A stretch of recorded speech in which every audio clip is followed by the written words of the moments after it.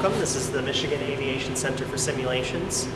This is a lab where we focus on aviation safety, flight maneuverability, drones, and autonomous systems. So the white cockpit you're looking at behind us is a Dyna DA40, and that's a real airplane cockpit, and that is an FTD Level 6 simulator, which means that the FAA actually considers flying in that airplane to be as accurate as flying the real airplane. You can maintain your certification on this simulator, practice landings, approaches, crosswinds, or just do general discovery flights. What we simulate in the simulator is the full takeoff landing sequence, the ramp up, the starting of the engine. You're actually going to see Michael goes and turns the key, just like a car, to crank the engine on the airplane, start it.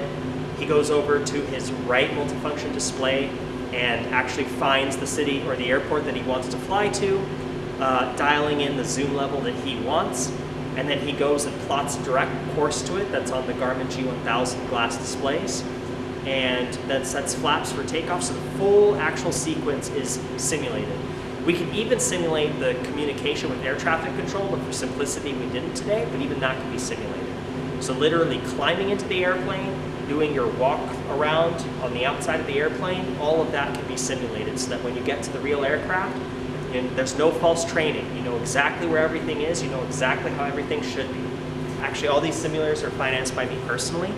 I was on a plane every other week, and when my flight would get canceled, I'd go up to the counter and I'd say, all right, there's 3 ways I can get home. I can go through LA, I can go through Salt Lake, or I can go through Denver, and I knew all the schedules. And so, that just was a necessity of traveling all the time. And I was really interested in the way aviation works, just kind of seeing the planes and the whole system. It's incredible, the orchestra of people that are required. And it made me interested. And so it started off as a computer with a joystick and just trying my hand at flying, and then eventually grew into this passion of let's build the next big thing, full motion, the next best experience we can. So before COVID, there was a major pilot shortage. Aviation was in really big trouble. Just didn't have the labor pool. There wasn't the skilled labor there, at least to meet the demand.